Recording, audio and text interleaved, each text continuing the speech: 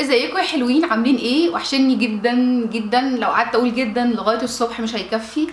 انا عارفه الغيبه المره دي طولت شويه، بس حصل حاجات كتير جدا في حياتي الفتره اللي فاتت، كانت شقلباظات بصراحه مش تغييرات. بس اول حاجه حابه قبل ما اتكلم اقول لكم اول حاجه ميرسي جدا جدا لكل الناس اللي كانت بتسال عليا، ميرسي جدا اللي بيسالوا عليا على اليوتيوب، على الانستجرام، على الفيسبوك. بجد انا بحبكم جدا. ايه اللي حصل في حياتي؟ هسيب اليوتيوب ولا لا؟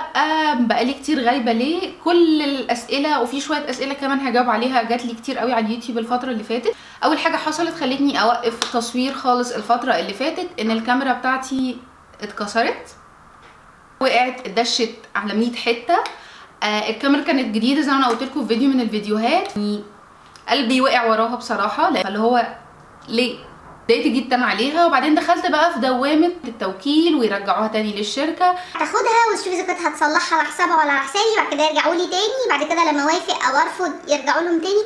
بصوا موال موال موال. ودخلت في دوامات انا ماليش فيها ولا انا كنت فاضيه لوجع الدماغ ده. الموضوع خد وقته لغايه ما الدنيا بقت تمام والكاميرا رجعت. لما الكاميرا رجعت لقيت ان حاجه لطيفه جدا حصلت، وهي ان القناه بتاعتي اتسرقت او اتهكر عليها. يوم صحيت لقيت ان ما عنديش فيديوهات خالص في القناه، لقيت 0 سبسكرايبر.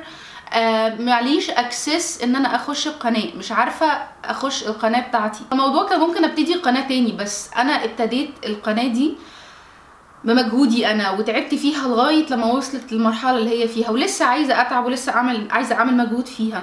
اتضايقت جدا ان اللي حصل ده حصل. مهم يعني الحمد لله رجعت دلوقتي، بدليل ان انتوا شايفين الفيديو ده دلوقتي. الحاجه الوحيده اللي كنت عارفه اتواصل بيها هو الصفحه بتاعتي على الفيسبوك والبيج بتاعتي على الانستجرام، كنت بنزل فيها توتوريال كده بسيط، او مثلا رسمه للعين، رسمه للشفايف. الناس اللي متابعيني عليهم عارفه الحاجات دي.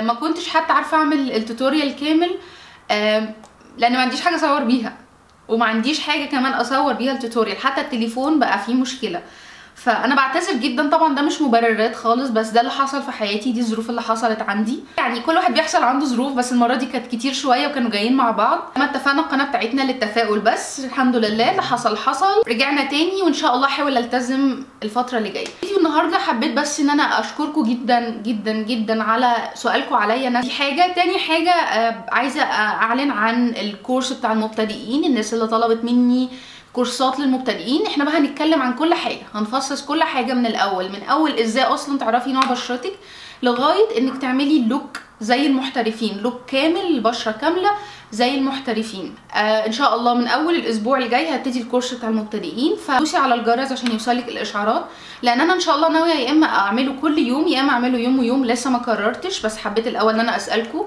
انهي الافضل بالنسبه لكم. عايزه الفيديو يخلص لغايه هنا، عايزاه اقصى استفاده منه، فهجاوب على شويه اسئله كانت بتوصلني كتير قوي في القناه في الفتره اللي فاتت. الاسئله النهارده مش شخصيه خالص خالص، الاسئله النهارده الحاجات اللي انتوا سالتوا عليها، الاستفسارات اللي انتوا سالتوا عليها. السؤال اللي بتساله كتير قوي في القناه عندي، افضل مرطب للبشره المختلطه والدهنيه.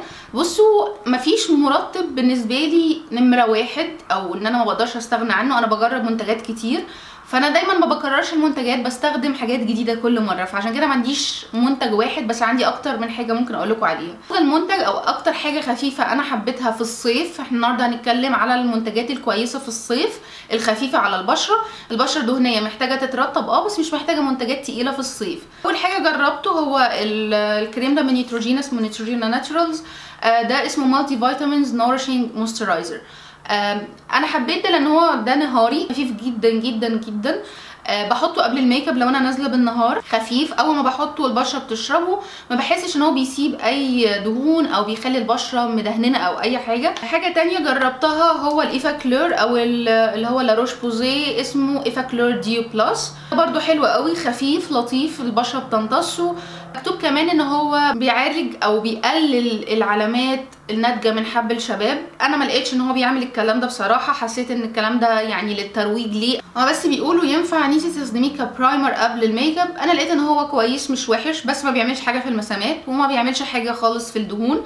لو انتي عايزه تحطيه كبرايمر بس تخلي وشك يستعد للميك اب فلطيف، لكن هو اساسا بستخدمه كمرطب. في واحد تاني من نيتروجينا شكله جل في بطرمان كده، مش فاكره اسمه، هسيبه لكم تحت في صندوق الوصف. ده برده كان حلو قوي، كان خفيف على البشره، ما بيدهننش، ما بيحسسكيش ان انت في حاجه تقيله على بشرتك. فده كمان انا انصح بيه جدا. اخر واحد كان من كلينيك، كان اسمه حاجه مويست سيرج او حاجه، برده مش فاكره اسمه لان انا استخدمته من فتره، هسيب لكم اسمه تحت. ده برده عامل زي الجيلي كده، عامل زي الجل. اول ما بتحطيه على وشك بيشربه وبيدي نعومه في ساعتها.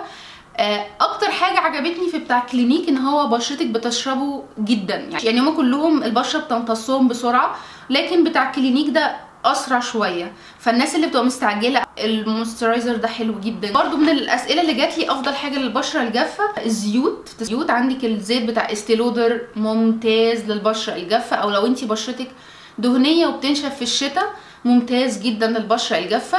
كمان المرطب بتاع سيتافيل بيبقى برطمان كبير كده، بيتباع في اي صيدليه، ده حلو جدا للبشره الجافه. بس كده الفيديو بتاع النهارده خلص. انا عارفه انه كان رغي شويه النهارده، بس انا جاوبت على شويه اسئله من الاسئله بتاعتكم، فدايما اكتبوا لي الاسئله في الكومنتات تحت. هستنى تقولوا لي المواعيد اللي انتوا تحبوا تشوفوا فيها الفيديوهات، وتوحشتوني تاني مره، واشوفكم بخير ان شاء الله الفيديو اللي جاي.